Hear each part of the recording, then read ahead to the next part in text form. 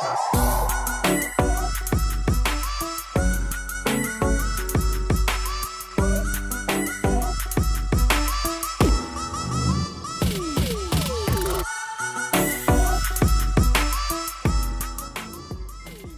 camera is essentially just a box. And it looks like, kind of like this. And on the front end of the box, there is a hole. You might recognize it more having a piece of glass in it, but in essence, it is just a hole. And now you can imagine on this camera that it would go back like this. Maybe it would be different shape, but we're just going to make it into a very simple box, and we're going to view it just from the side. Now, light enters this box through that hole, and in modern cameras, it is always with some sort of piece of glass, and we'll talk about lenses a little bit later. But that light is focused through that hole in the wall. Inside, there's no other holes anywhere else in the camera, just in the front. And that light is focused through that hole and then cast onto the back wall of the camera. This is basically, if you remember the history lesson, it's just like a camera obscura. It's the very same principle. So we're going to step back a step here. I'm going to delete a few pieces of our camera. And we're going to add in something that was very important in the development of the camera, and that is the lens. So here's our body. They made the hole a little bit bigger so that they could mount a lens on it. And we're going to make our lens, let's make our lens green. And we'll make our lens sort of like this here. We'll put it kind of a long lens like this. Alright, so here's our lens. We can say it kind of comes in here a little bit. There. Alright, now inside of that lens, so I just made the outside bit of the lens. Inside of the lens is some glass. So there's usually lots of pieces of glass. So we'll say here's one piece of the glass, and maybe there's another right here, and maybe there's some space. Have a piece of glass right here. Maybe there's another piece right here, right here, and at the very end there's another piece of glass right here. Now what happens is that the same way that light came in before, light is cast over onto the lens, it travels through, and it comes out the other side and lands on the back of the camera.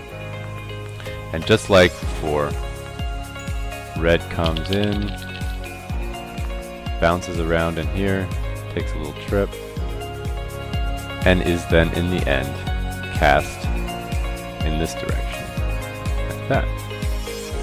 So you get an idea of how all of that works. I'm going to go back a few steps here. I'm going to delete that. So you've got your light coming in. I'm going to reintroduce our light streaks here because I think they're kind of cool. And this is basically the same principle. This is still a camera obscura because we don't have any film yet. It's a camera without film, which is a camera obscura. And you could, in theory, if you were small enough, you could jump inside the camera and you could draw what you were seeing on the back wall of the camera. Now, at some point, like you might have seen in the history course or in the history lesson, some people figured out that there were light-sensitive chemicals. And so at some point, someone came up with the idea of making film. So film was produced, and we're going to make our film brown. And it was put on the back of, in the back of the room, or in the back of the box, the back of the camera. So here's our film.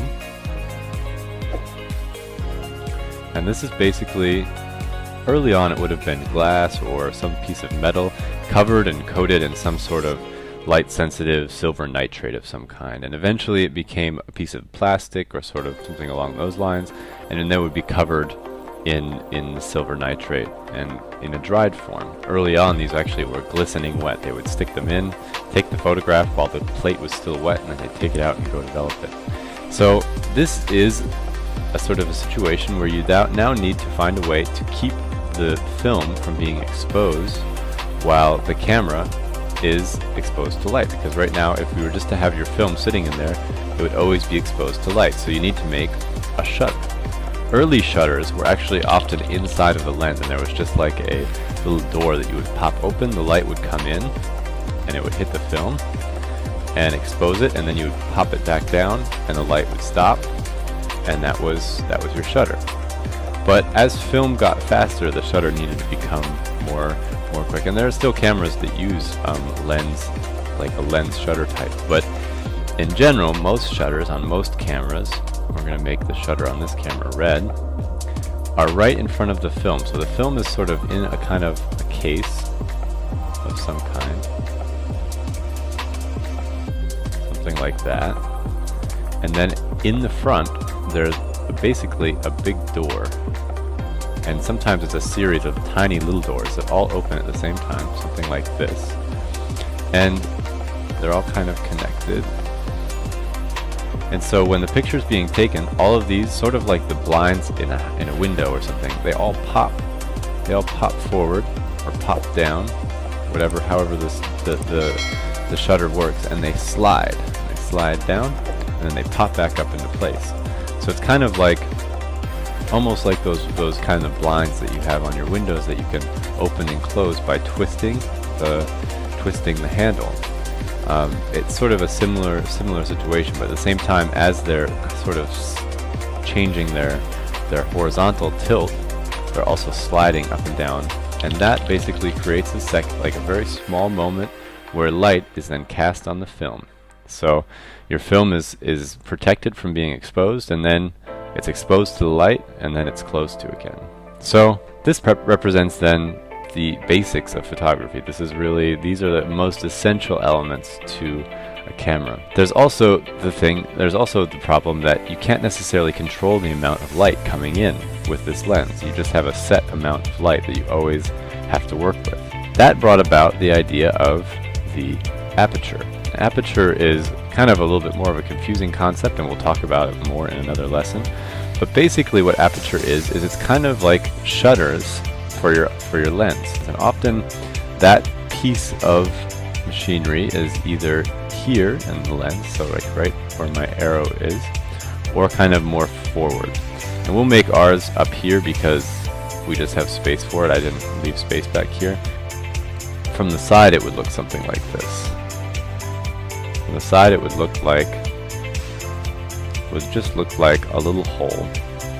And basically this is a piece that you would twist like sort of a wheel that's on the outside of your lens, and it will close and open this window. So from the front, if you were to look at the front of this piece right here, you have your lens, and then you have what are called blades, and they're all sort of going like this,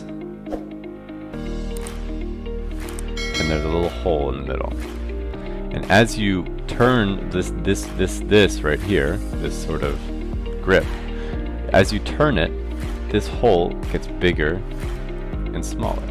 So you can control the amount of light that's coming in. It's sort of like opening and closing the shades on a window. And this has the effect of allowing more or less light in, which has lots of purposes and lots of uses. Sorry, and we'll explain those later on when we start talking about aperture more in depth. But just so you know, that is how aperture works. So I'm going to delete our little diagram here. So we've got aperture. Now comes the problem of the viewfinder. Now we're not exactly sure how we're going to see all of this. Now we're going to make this camera into what's called an SLR. Now there's lots of different types of viewfinders. The early viewfinder was just basically two squares. So you just make two little squares on the top of the camera, and you would then, with your eye, you would make these little boxes so that when you looked through it over top of the camera, you would see about what your lens would see. But you know, this is a pretty primitive way of doing it. My first ever camera had one of these, and it was just a little $2 camera that my mom bought me for my birthday when I was really small. And it does work, it works really well, but it's not the most advanced way to see it. So eventually, over time, there have been lots of different ways of creating a viewfinder. This is something a little bit like what you would call like a rangefinder, something along those lines. But what would eventually kind of come to be the standard in photography, or what is sort of considered the best solution to this problem right now, or one of the best solutions to this, is what's called the single lens reflex. So we're going to add now a mirror to the whole situation. So we'll take a mirror, and so the light would normally be coming in and hitting this and just not going anywhere. But what scientists and camera makers decided to do was try putting a mirror right here. They put in a mirror, and this reflects the light up. So your light comes in right here, hits the mirror, and goes boing right up to the top of the camera. So up here, they made a very complex, we're going to add some more hardware to our camera here. Made a very complex little set of mirrors and prisms. So the light goes up and it lands inside of a big prism that is sitting up in the top of the camera. And I'm not exactly sure how the light bounces around. There's some good diagrams of it online, but you take your eye, here we've got our eye again, and it's looking into this. There's a hole right here, and it's a little window that looks right in to this, and basically the light is going boing, hitting the mirror, going up into here, bouncing around a little bit. Now this is not accurate, obviously. I didn't do a very good job on this.